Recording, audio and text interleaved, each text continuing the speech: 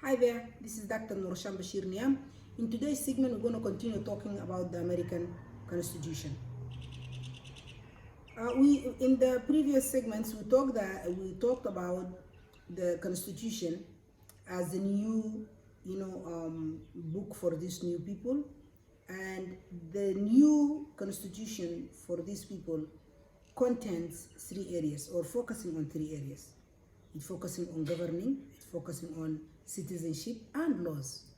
So in the previous segments, we talked about the governing, and we said the American government is actually from the legislative and the legislative body, executive body, and the judicial system. And also we talked about the citizenship in the Bill of Rights, and we said that Bill of Rights give the American citizens so and so and so. Today we are trying to talk about some laws. In the laws area, also when we study the laws area, we see that the American laws, or most of the constitutional laws, is focusing also in three areas. So focusing on discrimination and how that they just denounce any discrimination based on race, gender, ethnicity, religion, and so on and so forth. And also it's focusing on the voting rights. The Americans, they building a new constitution, a new institutions, a new governments, a new lifestyle. So they want to feel free. Nobody come from outside and tell them what to do, and they are free to choose whoever they want them to lead them. Whoever they choose to lead them is supposed to be their president.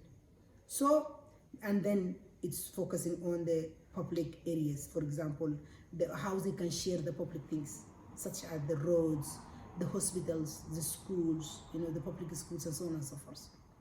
So in these three areas of the law, we see in the discrimination definitely that remember, these people came from UK, and they brought also from Europe, and there is slaves came from Africa, and there is natives, Indians used to be in this land.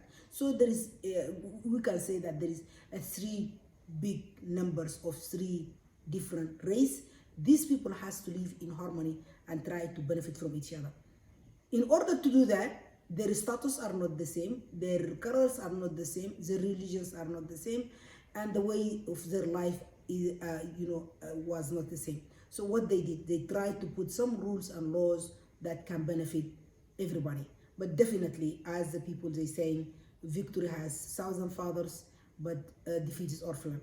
So here the victorious here are the European who have the guns and the power.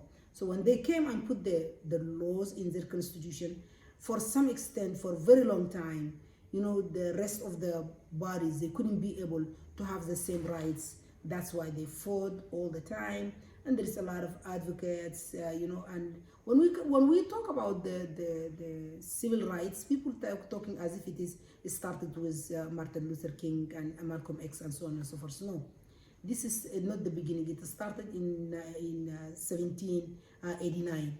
It is a part of the Constitution, but how they applied, did they apply? That's another question. So we see that in the first part of the laws, which is dealing with the discrimination. American society used to live in segregation, the white living in area and black living in another area, and you don't have right to go to the other area regardless of whatever reason it can take you to that area. For a very long time, many people fought for to correct this situation, which is, it is a constitution right, that the constitution doesn't allow any American to discriminate another American based on race, class, gender, religion, whatever it is. You American, we are equal. But when we went back to the history, we see different picture. But thank you for those courageous leaders from both sides. Actually, most of the time people just talking as if only the minorities fought for their rights, but with the help of the majority, some of them are really human and they have a sense of responsibility. So they call for to apply the constitution and to to give these people their constitutional right, which is nobody should be discriminated against based on his religion, class, gender, or race. And also in the voting system, you know, the American, they move forward with all the difficulties and obstacles that face them, but they come over those obstacles by correcting themselves through different amendments. But you know, people used to, in history, they used to, you know, they don't have the equal rights for voting for a very long time. So the white man can vote and his voice is complete, but the black man cannot vote because there is what they call it, 3/5 of human. I don't know how that is. It's very funny for me. That means if the black man is 3/5 of a man, so you have to put many men to make one man to vote, you know. But that was one of the difficulties that they went through until they come to the, you know, 80s and 90s, when they, you know, elect freely and they are equal one, you know. And then also we come to the public places. We see that all the constitutional rights saying that people share the public places. For example, the bathrooms, the hospitals, the schools.